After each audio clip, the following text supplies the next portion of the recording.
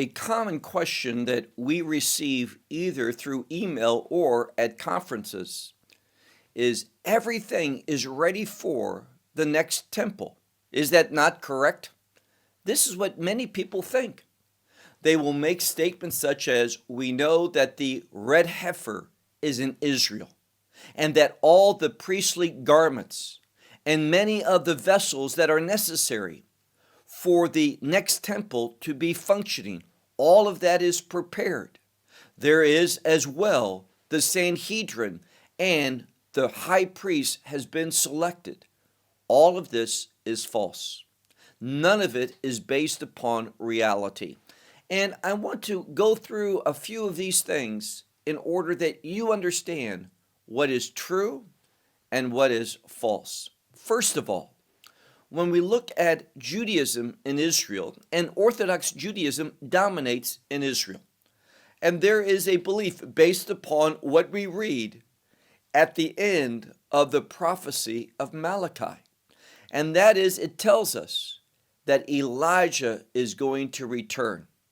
We are commanded to remember the law of Moses and to have an expectation that Elijah will come prior to the return of Messiah.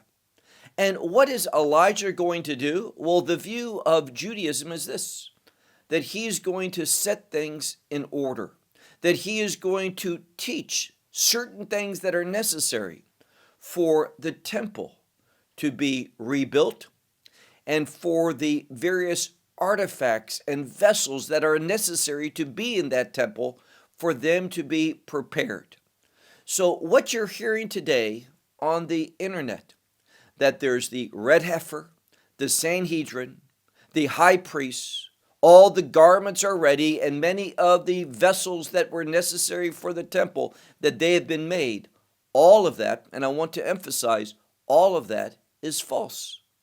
What you find in Judaism is this, that we are waiting for Elijah to come back, because it's only Elijah, according to the view of Orthodox Judaism, that is going to have the information necessary on how to get things ready for the temple. So in other words, in Israel today, there is no preparation being made. There's no interest in the red heifer, any of these things that are being done by any recognized rabbinical organization. They are doing what Orthodox Judaism believes and teaches, and that is waiting until Elijah comes to supply the information they need in order to move forward. So one organization that constantly people refer to is the Temple Institute. The Temple Institute is not a recognized organization in Israel. It is private. It has no connection with the government, no connection to any rabbinical organization. And what do? Well, they usually simply take money from Christians. And their primary reason for doing that is because they are against evangelism. They are an Orthodox organization. So they're happy to take money from Christians, but they do not represent a biblical truth.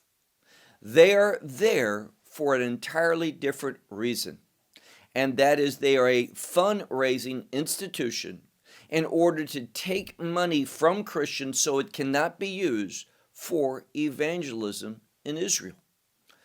And they are not making thousands of garments for the priests, nor are they in any way making vessels that are necessary for the temple. And they, although they teach, and some of their teaching is very good, but it's just that, it's teaching.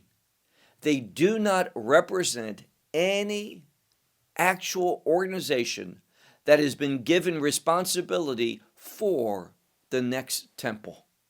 This is false. And therefore, we need to be very cautious. Another thing that I constantly hear is, well, the Sanhedrin has been reestablished in Israel. No, that is false. What you simply have is a group of individuals that call themselves the Sanhedrin. We don't know who the membership is of that group, that body, the Sanhedrin, because they keep that information secret. They don't want to reveal who are the members of the Sanhedrin. Why? Because there is no Sanhedrin today.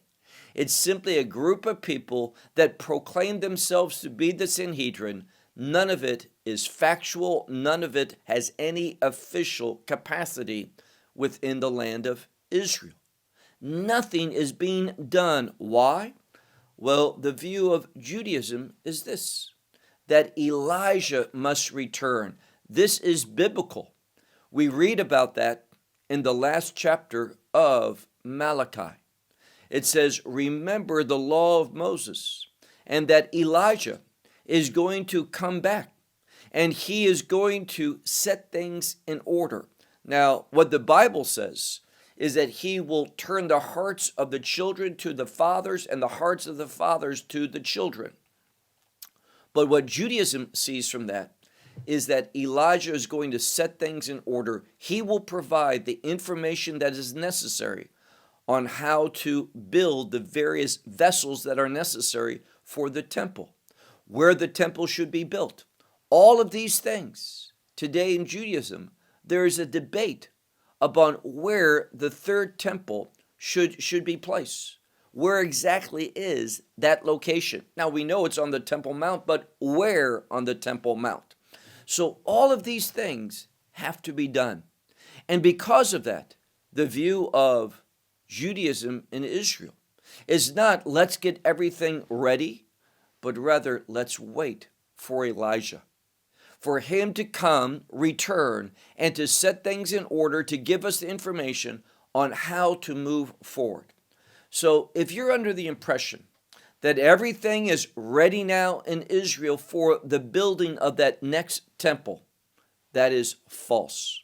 There is no euphoria about the red heifer, the next high priest, the Sanhedrin, or the garments of the priests, or any of the vessels that the Bible speaks of for the temple.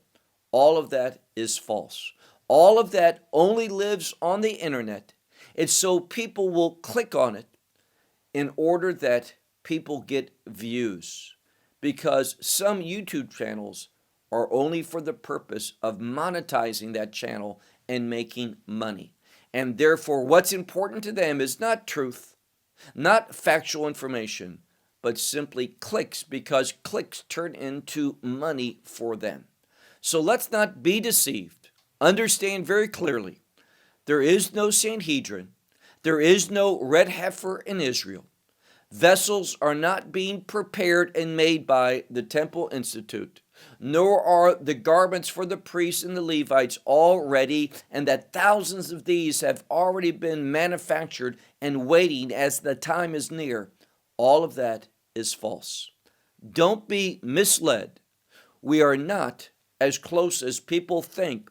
There is not that hysteria in regard to the third temple in Israel at all. All of that is false information that simply wants you to click on a video rather than studying to show yourself approved, and to realize that where Judaism is in Israel is very different than what is being presented in many videos today. And most of these videos are aimed at Christians.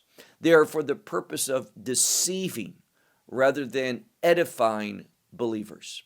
Well, I'll close with that. Until next time, may God bless you. Shalom from Israel.